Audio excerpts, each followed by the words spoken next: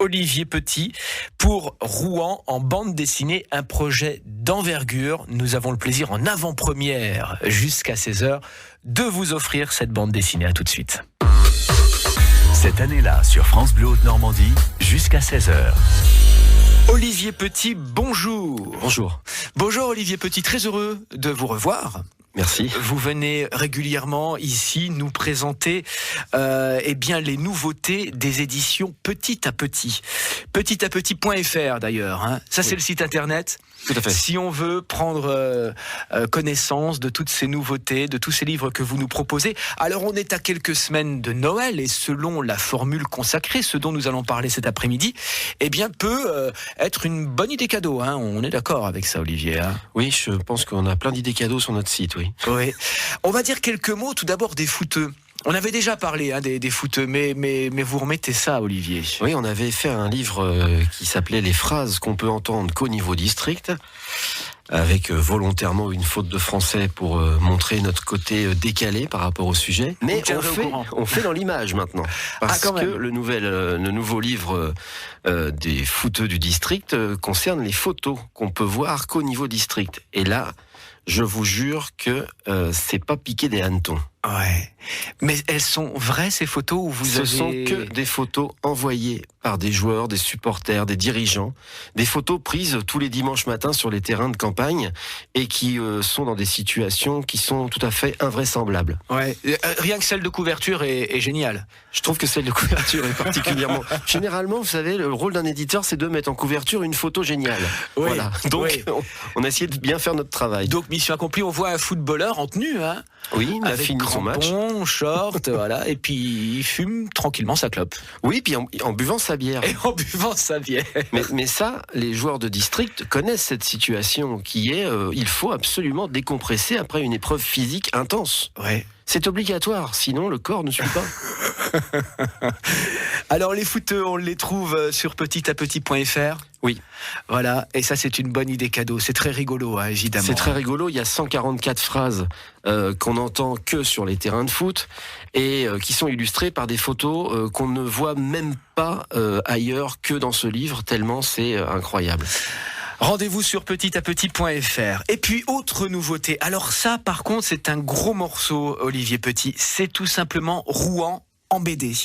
Rouen en BD, et c'est un projet collectif. Tout à fait, c'est un projet que je mature depuis plusieurs années.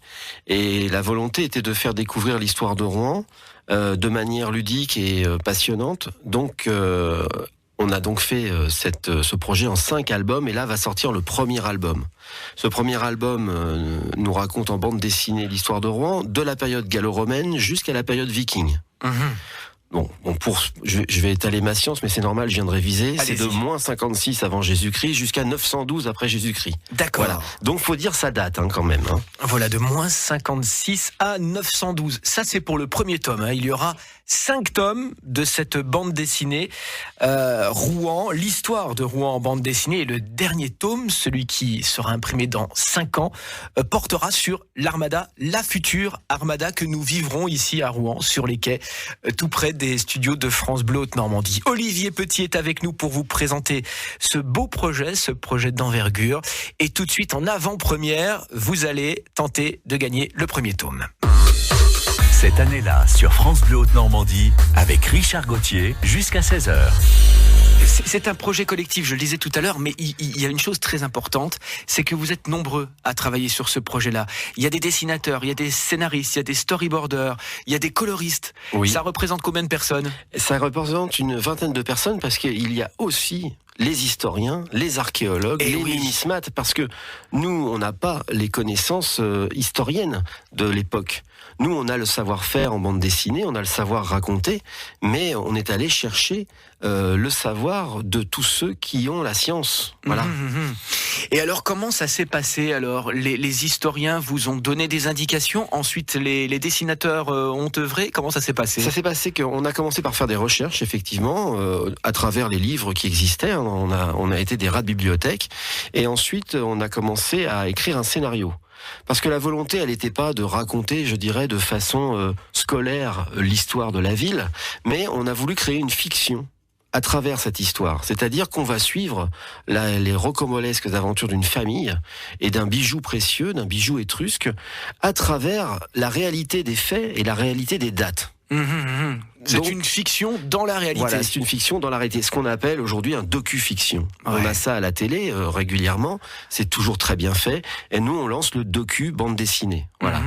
Et donc, effectivement, après, on est allé voir les historiens pour vérifier nos sources, être sûr de ne pas faire de bêtises.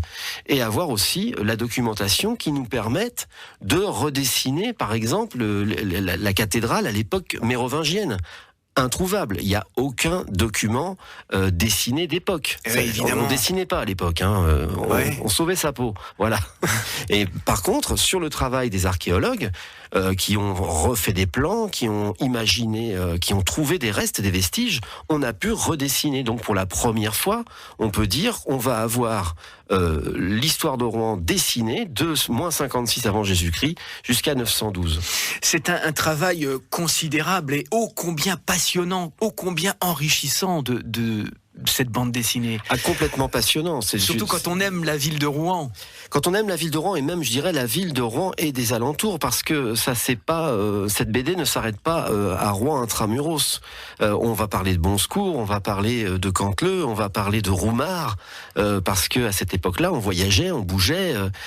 Et cette histoire de Rouen, c'est aussi faite avec l'histoire, je dirais, des villes autour, des villages autour. J'avais envie de l'histoire de la métropole, j'avais envie de dire. Voilà, et on va continuer à parler de cette belle histoire. Rouen en bande dessinée en 5 tomes et sur 5 ans.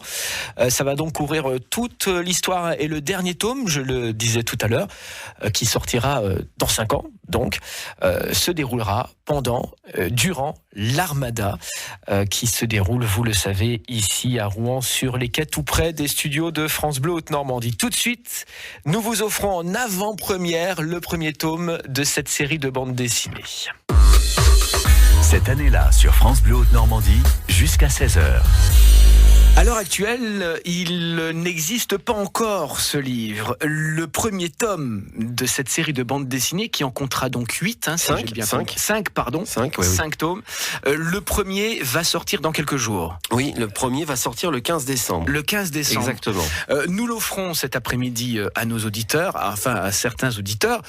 Ceux qui vont gagner cette bande dessinée la recevront après le 15 décembre, nous sommes bien d'accord. Tout à fait. Mais vous avez lancé un financement participatif pour que cette BD puisse voir le jour. Tout à fait. Le projet est colossal et qui dit colossal dit coûteux. Donc effectivement, 20 acteurs, des heures et des heures de travail, de recherche, des dessins, des scénaristes. On a eu malgré tout une aide de la métropole. C'est qui est fort agréable, mais ça n'est pas suffisant pour boucler. Tel un producteur voulant faire un film. Donc on a lancé tout simplement une opération de participation. Donc tous les gens qui écoutent peuvent participer au financement et vont recevoir en contrepartie de ce financement des cadeaux. Mais pas n'importe quel cadeau. Ils vont recevoir par exemple le livret 12 pages hors commerce que nous avons fait pour expliquer la genèse de cette aventure avec les recherches, les crayonnés, les esquisses, les recherches documentaires introuvables hors commerce. Il n'y a que en participant sur notre site petitappetit.fr qu'on peut contribuer et recevoir ce genre d'objet. Il y a aussi des planches originales, il y a aussi des marque-pages. Enfin voilà, tout ce qui fait une opération de financement participatif. On veut que ça soit la fête quand même. Je veux dire, c'est que tous ceux qui vont nous suivre, nous aider, et en contrepartie un cadeau spécial et personnalisé. Bien sûr, mais on est sûr, en tout cas, si on veut offrir la bande dessinée à Noël, si on ne la gagne pas cet après-midi, on est sûr de l'avoir pour Noël, la bande dessinée. Ne portez pas la poisse. On ne sait jamais ce qui peut arriver dans la vie. Logiquement, c'est 15 décembre. Mais le 15 décembre, si l'imprimeur a imprimé, si le livreur a livré, si le libraire a mis en place, on l'a. Voilà, nous parlons avec Olivier Petit cet après-midi de Rouen en bande dessinée et tout cela avec le sourire, avec la bonne humeur. C'est un entretien que nous avons enregistré il y a une dizaine de jours et c'est toujours important de le préciser au vu des événements bouleversants que nous avons vécus ces derniers jours. Rouen en bande dessinée. Donc, vous l'avez entendu, le premier tome ne sortira que le 15 décembre prochain, mais cet après-midi et en avant-première, vous allez tenter de le gagner. Cette année-là, sur France Bleu Haute-Normandie, avec Richard Gauthier, jusqu'à 16h. Alors Olivier Petit, vous qui connaissez bien Rouen et vous qui aimez Rouen, qu'est-ce qui vous a le plus étonné dans ce travail que vous avez effectué avec vos amis, les dessinateurs, les scénaristes, les historiens? Quelle est la période qui vous a le plus étonné dans l'histoire de Rouen? Je vais faire une réponse de Normand que je suis. Tout m'a étonné au fur et à mesure que je découvrais l'histoire. Mais franchement, quand on commence à creuser, à chercher, l'histoire porte bien son mot, quoi. L'histoire, ce sont des histoires. Et on peut dire que de l'époque gallo-romaine, où ça a commencé, par exemple, la christianisation de Rouen, en 260, c'est un évêque du Pays de Galles qui est venu christianiser la population de Rouen romaine. Vous voyez, il s'appelait Melon de Cardiff. Déjà, ça commence très fort, Melon de Cardiff. J'ai trouvé ça original et l'histoire est incroyable. Il venait prêcher. Donc à cette époque-là, la population rouennaise était romaine. On était gallo-romain, donc gauloise et romaine. Ouais. Ils croyaient en plein de dieux. Et il y a un évêque qui arrive de Rome et qui dit il n'y a qu'un seul Dieu qui existe. Et il commence à prêcher au coin d'une rue. La rue, exactement aujourd'hui, où est la cathédrale. Pourquoi ? Car ce jour-là, un jeune Romain, un enfant, monte sur le toit pour écouter son prêche, tombe, se tue, mais Melon arrive et l'enfant n'était pas mort. Et tout le monde a vu là un miracle. Tout le monde a cru à un miracle. Tout le monde a cru à un miracle, alors que Melon a dû faire quelques petites prières et le gamin est revenu à lui, tout simplement. Mais du coup, le père, qui était un notable romain, a offert à Melon sa maison qui était là, au croisement, place de la cathédrale. Et c'est donc devenu le premier lieu de culte de Rouen. Je fais mon Michel de Decker avec beaucoup moins de talent. Mais c'est très très bien, tout cela est absolument passionnant. Alors évidemment, on va traverser combien de siècles là avec cette série de bandes dessinées? Ça nous fait... ça fait beaucoup parce qu'on peut dire qu'on part de moins 5 ans. De la nuit des temps, jusqu'à maintenant. Avant Jésus-Christ. Voilà, le premier tome, il y aura un tome par an. Voilà, chaque année, à Noël, sous le sapin, il y aura un tome de l'histoire de Rouen. Voilà, jusqu'en 2019. Et alors, dans le dernier, on aura le Rouen des années 70 avec Jean Le Canuet. Oui, puis on aura le Palais des Congrès. On aura le Rouen qu'on ne connaît pas encore. On aura le Rouen qui sera à cette époque-là, parce qu'on aura encore aménagé les quais, on aura tout un espace. Les gens qui connaissent Rouen savent que c'est en train de bouger énormément. Rive gauche. De s'améliorer. On aura toute la rive gauche qui sera installée avec un magnifique espace écolo. On aura la foire Saint-Romain, on ne sait pas exactement où. Oui, bien sûr. Mais en fait, on va finir de façon tout à fait simple. On va finir sur l'Armada parce que c'est quand même l'événement qui fait parler de Rouen à travers les frontières, cette Armada. Donc on finit en l'année 2019 avec la prochaine Armada. Avec la prochaine Armada. Évidemment, Olivier, vous vous en doutez, on reparlera de tout cela ensemble dans les prochains mois, dans les prochaines années, parce que c'est toujours un plaisir de vous écouter et de parler de toutes ces publications. Et on rappelle, donc c'est très important, que très logiquement, le 15 décembre, ce Rouen en bande dessinée, le premier volume sera disponible à la vente, mais on peut dès maintenant aller sur petitapetit.fr pour avoir tous les détails. Oui. Et notamment les cadeaux liés au financement participatif. Oui, à partir de 5 €, les gens cliquent, ils donnent 5 €, le paiement est sécurisé et ils participent à l'aventure, ils recevront un marque-page par exemple, mais on peut aller jusqu'à un peu plus et recevoir des cadeaux un peu mieux encore. Bien, merci beaucoup d'être venu nous parler de Rouen en bande dessinée. À bientôt Olivier. À bientôt. Cette année-là, sur France Bleu Haute-Normandie, avec Richard Gauthier, jusqu'à 16h. Bonjour Annick. Bonjour. Vous nous appelez de... Rouen. De Rouen.